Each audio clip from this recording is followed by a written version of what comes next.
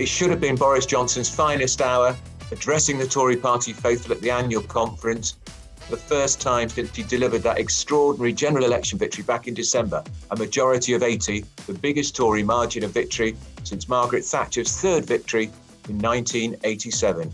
How optimistic it all seemed back then.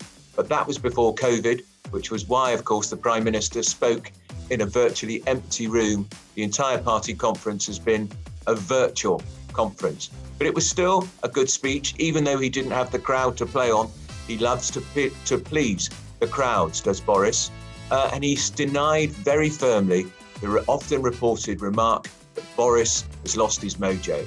He admitted that COVID took it out of him, but he says he's still got a great hunger, zest and enthusiasm for the job. That's a great relief, because we need Boris firing on all pistons, and despite what he says, I don't think he has been. There was just one thing, though, that worried me.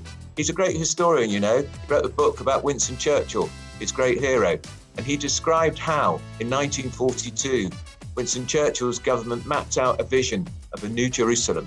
He says his government is doing the same post-COVID. Only trouble is, Churchill's government lost the 1945 general election by a landslide to Labour's Clement Attlee. And I hope to God history isn't about to repeat itself. That's it from me. I'm Andrew Pearce. If you want to hear more from me, why don't you tune into our daily show on Mail Plus, Monday to Friday, 5 p.m.